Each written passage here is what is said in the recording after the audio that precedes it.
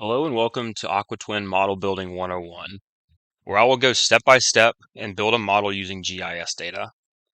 This is going to be built in AquaTwin water, but this process is consistent with how a sewer model would also be built.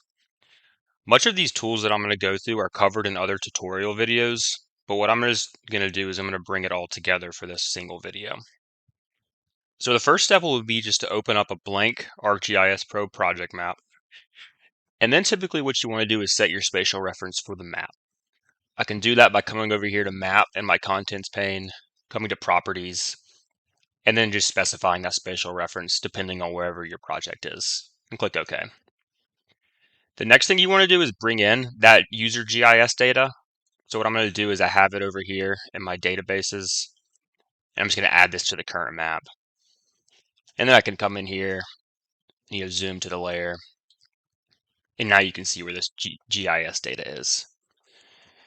The next step in this model building process is to come up here to asset registration and actually create that new AquaTwin geodatabase.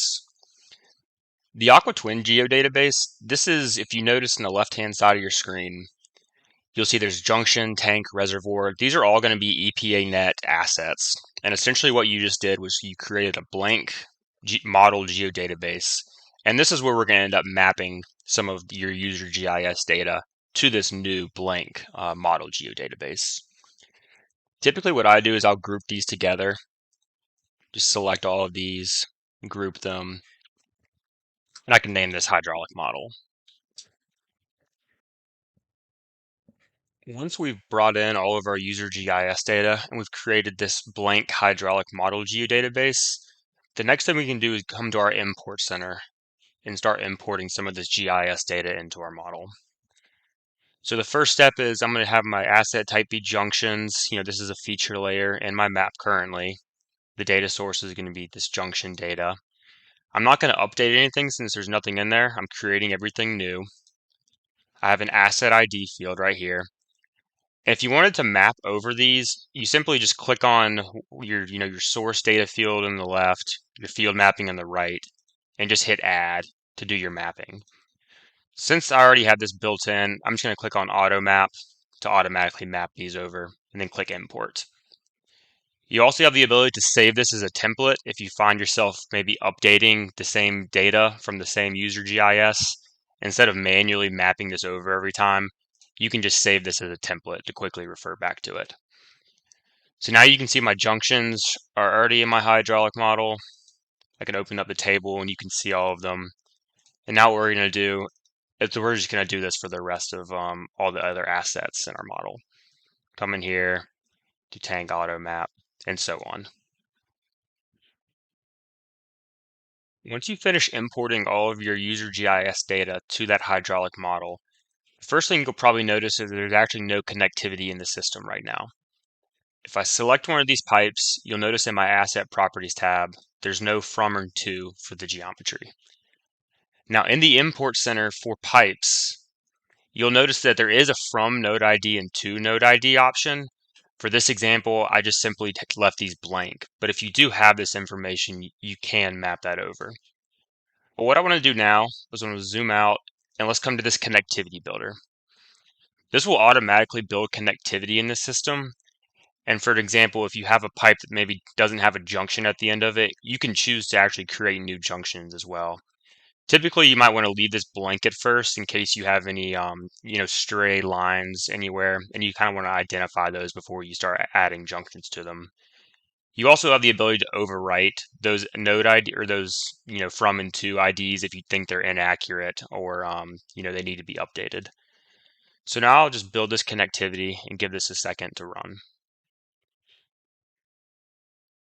So once that connectivity builder finishes running, what you can do is use an AquaTwin selection, come in here and select any pipe.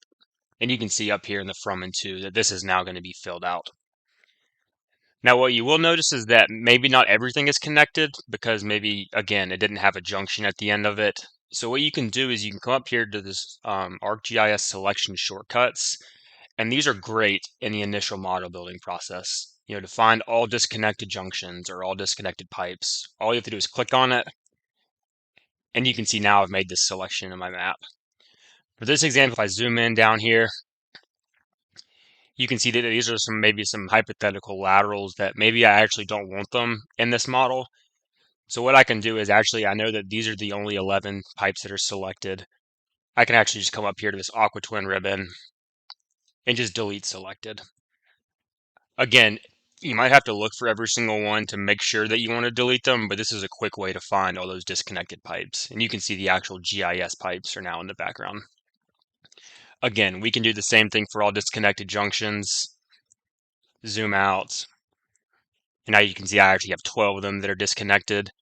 You can actually go in there and zoom into all of them. If I come to that junction table, it's only going to show me what's selected in this table. So I can actually come in here, zoom to each one to make sure if it's something that I actually need to be deleted or actually not. So what I could do now is just go to select all disconnected junctions. That's an example of one that I think that actually just needs to be a split pipe. So you can see I actually need to split this pipe, and that's going to be another one of our GIS network cleanup tools that we can use, and we'll go through an example of that as well. So what you can do is you can use the GIS selection shortcuts. So I can hold down Control and deselect that one because I actually do want to keep that one in my model. Now if I zoom into these other ones, I think all the other ones I do want to end up deleting. This looks like another split pipe right there, so we can just unselect that one. Again, you could do this manually. Just as a test data, I kind of know which ones are already need to be deleted. But if you were doing this for your model, you probably would want to go through every single one just to double check, just for that good model building practice. So what I'm going to do now is just delete all of these. And now what you could do, maybe if I did actually want to keep these laterals in here, or maybe there were pipes that were disconnected, you can always select those disconnected pipes. And if I left some of those selected, I could have actually created new junctions at the end of those pipes. That's just another way to build your model once you go through and look at every single one that is disconnected. The next kind of important thing that you would want to do in this model building process is this network data analysis. These are just a couple of checks that you want to run in your model. And if you're watching this video and we don't have one that you actually want to have checked in your model, we can certainly add that as well. Two of the most important ones here are going to be these top two, this undefined from to node and not nodes not spatially connected. This undefined from and to node, this is if you actually use that GIS mapping, that from and to field, if you remember from the import center. And let's say you accidentally, mapped over a junction that did not exist in your hydraulic model. Well, this will actually check that for you. And if I come here to options, I can actually add that to a selection as well to see if I need to go in there and make any edits. The second one, nodes not spatially connected. This is if you do that same thing where you use that to and from field and map over that connectivity. But this is actually checking if those are connected. So if say this junction, if I came down here as an example, and we looked at this pipe, and you imported in these values manually. Well, what this second check is doing, this node's not spatially connected. This is actually searching for these connected junctions and making sure that they're spatially attached to this pipe. So that's just another check that we have in our system to make sure if you are mapping over those to and from fields that you're doing it accurately and those junctions are close and at the ends of those pipes. So once we kind of build that initial connectivity, there's definitely a few more cleanup tools that you're going to want to run to look at your system. The next big one would be to search for pipe splits. So if I run this on the system, I'll let this run for seconds. We'll zoom through this. And now that that is done running, you can see in my message tab, you see down here, 3 pipe splits have been found. If I come to this verification tab, if I come to the bottom where it automatically goes to the bottom when you run these tools, you can see I have my 3 right here. I obviously have 3 pipes selected in my system. I can actually double click on these to kind of zoom to them. And for all of these are definitely pipes that need to be split. So what you can do is the search pipe split tool, it automatically selects those pipes. So then all I have to do is just run the split pipes tool itself. And then now if I search for these again, no pipe splits have been found. So now if I zoom in here, let's clear this selection. You can see that now this has been split into two different pipes, and it automatically built the connectivity for you. So another thing you can do is search vicinity junctions. This is looking at any two junctions that are very close that maybe actually you want to be merged in your system. And so what you can actually do with this and the connectivity builder is when this finishes running, you can actually set the distance that you want to search for all of these as well. So for this example, none of those have been found. But if I come up here to this digital twin section of the Aqua Twin ribbon and click on this little digital twin options button, if I come here to editing, you see this junction merge difference connectivity search buffer. You can actually, set these buffers to, maybe search for junctions that are within 10 feet, 1 foot, whatever you kind of want to do. Same with the connectivity. The GIS does not have to physically be connected. Maybe if that pipe is a foot away from the junction, you can change this buffer to 1 foot to make those connections that way. So let me close out of that. One more important feature with all of these GIS network cleanup tools, as well as just any of the tools over here, is that they can run on selections. So for search intersecting pipes, instead of running this on the entire model, I'll show you a quick example where, this looks like an intersecting pipe right here where I do want a junction in there. All I have to do is just do a ArcGIS selection. And now if I run that search intersecting pipes, it's only going to run that tool on what I have selected. So this is another quick example. If maybe you're doing your model building kind of section by section with your model, you don't have to run these tools on the entire, your entire assets. You can do it on a selection. Same thing for that pipe splits. This made the selection for me. I can come to verification again. And if I come down to the bottom, you can see that he's found these two pipes that are crossing. Again, all I have to do is do fix intersecting pipes. And now if I come in here and let's refresh the map, clear that selection, you can see it's added a junction in between it.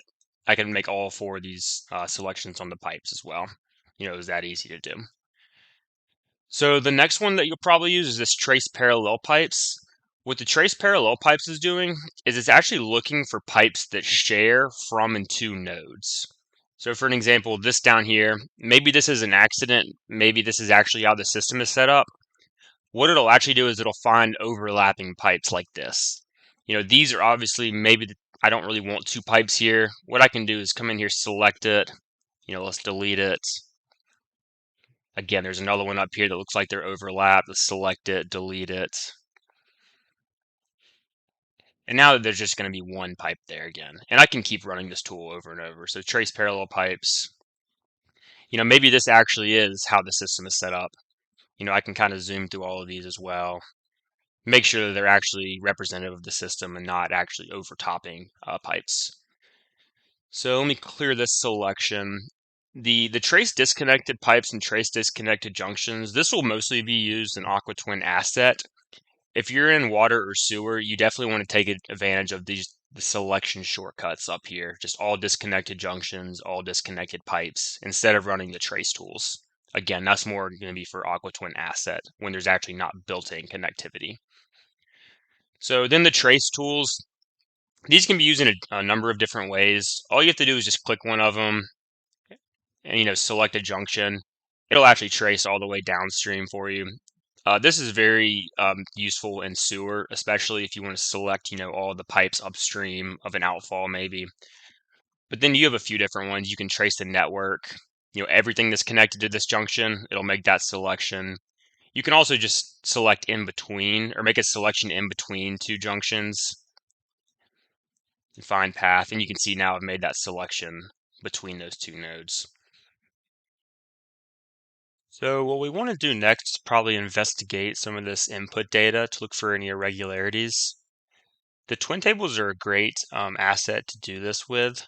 For instance, I can come up here and sort any of these fields by their unique values, essentially turning this into a pivot table. So a good example of this would be if I came to this pipes table, I want to look at all the unique diameter values in this model. You can see here, they all have a diameter. There's nothing out of the ordinary.